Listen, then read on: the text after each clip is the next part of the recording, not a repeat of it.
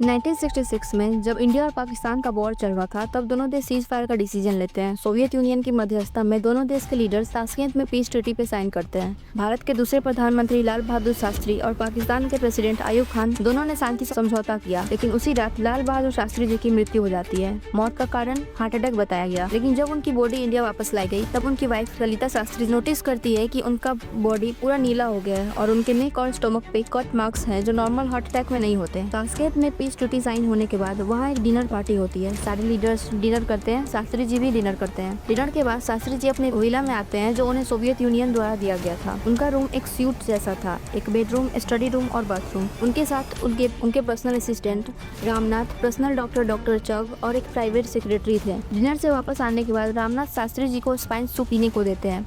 ये सूप उस दिन रशियन कुक मोहम्मद जान ने बनाया था। सूप पीने के बाद शास्त्री जी अपने घर पे कॉल करते हैं और अपनी वाइफ को बताते हैं कि उनके पास इंडिया के लिए एक गुड न्यूज है। उस कॉल के बाद काफी रात हो चुकी थी। हर रोज की तरह रामनाथ उन्हें दूध पीने को देता है और एक फ्लास्क उनके साइड टेबल पर रखकर चला जाता है। 12 बजे के करीब शास्त्री जी सो जाते हैं, लेकिन थोड़ी देर बाद ही उनको चेस्ट पेन फील होता है। वो उठकर रामनाथ के कमरे में जाते हैं, लेकिन यहाँ एक सवाल उठता है, जब उन कमरे में 3 इमरजेंसी फोन थे तो उन्होंने फोन का यूज क्यों नहीं किया? खुद रामनाथ के कमरे में क्यों गए? वहाँ जाकर वो डॉक्टर चक को बुलाने कहते हैं, लेकिन जब तक डॉक्टर चक आते हैं काफी देर हो चुकी थी और शास्त्री जी हमारे बीच नहीं रहे। डॉक्टर चक ये कहते हैं, बाबूजी आपने मुझे मौका नहीं दिया। इसके बाद पूरे देश में एक खबर फैल जाती है कि उनके प्रधानमंत्री नहीं रहे। मौत का कारण हार्ट अटैक बताया गया, लेकिन जैसा सब बताया जा रहा था वैसा कुछ भी नहीं था। शास्त्री जी की बॉडी को दिल्ली लाया गया, लेकिन उनकी फैमिली को बॉडी के पास जाने से रोका गया। लेकिन ललिता शास्त्री जी ने नोटिस किया कि शास्त्री जी की बॉडी पे कुछ अजीब निशान थे। पूरा बॉडी स्वेल हो गया था, नीला पड़ गया था और नेक और स्टोमक पे कट मार्क्स थे जो हार्ट अटैक की वजह से नहीं होते। जब तक कुछ लोग नोटिस करते, कोई कुछ बोल पाता, बात को छुपाने के लिए उनके बॉडी पे चंदन का लेप लगा दिया गया। पूरे देश में 12 दिन का शोक था, लेकिन तभी ललिता शास्त्री जी ने ब्लू मार्क्स और कट मार्क्स की बात की और इन्वेस्टिगेशन और पोस्टमार्टम की मांग की, लेकिन कभी भी उनके बॉडी का पोस्टमार्टम नहीं हुआ। इन्वेस्टिगेशन शुरू होती है तो पता चलता है कि उनका पर्सनल डायरी और वो फ्लास्क जो उस दिन रामनाथ ने उनके साइड टेबल पर रखा था वो मिसिंग है। लेकिन क्यों? शास्त्री जी का पोस्टमार्टम क्यों नहीं हुआ? जिस कुक ने लास्ट बार शास्त्री जी को सूप बना कर दिया था उसे भी अरेस्ट किया गया, लेकिन उसके बाद क्या हुआ किसी को नहीं पता। डॉक्टर चक जो शास्त्री जी के आखिरी वक्त में उनके साथ थे, उनकी भी कार एक्सीडेंट में मृत्यु हो जाती है। मेडिकल रिपोर्ट में भी डिस्क्रिपेंसी थी। रशियन और इंग्लिश वर्जन में सिग्नेचर्स की संख्या अलग थी। इसने शक को और बढ़ा दिया। सबसे बड़ा सवाल यहाँ पर यह था कि पोस्टमार्टम क्यों नहीं हुआ? बॉडी को जल्दी से इम्बाम कर दिया गया, जिससे असली वजह जांचना मुश्किल हो गया। गवर्नमेंट ने आरटीआई के अंदर भी डॉक्यूमेंट रिलीज करने से मना कर दिया, ये कहकर कि इंटरनेशनल रिलेशन खराब हो सकते हैं। लोग कहते हैं कि शास्त्री जी को पॉइजन दिया गया था। सबसे बड़ा प्रूफ ये है कि जब उनकी बॉडी इंडिया आई, उनका पूरा बॉडी नीला पड़ा था और फोरेंसिक एक्सपर्ट के हिसाब से ये मार्क्स हार्ट अटैक में नहीं होते हैं। कुछ लोग कहते हैं कि इंडियन पॉलिटिक्स का इसमें हाथ है। एक रीजन ये है कि शास्त्री जी नेताजी सुभाष चंद्र बोस के डिसअपीयरेंस की इन्वेस्टिगेशन करवा रहे थे और उनका प्लान था कि ताशकंद से लौटने के बाद कुछ इंपॉर्टेंट खुलासा करेंगे। उनकी डेथ के बाद ये इन्वेस्टिगेशन रुक गई। कुछ लोग कहते हैं कि रशिया या अमेरिका का भी रोल हो सकता है। शास्त्री जी की डेथ आज भी एक मिस्ट्री है और इसके पीछे कई सवाल हैं। का स्लोगन जय जवान जय किसान आज भी देश के दिलों में जिंदा है।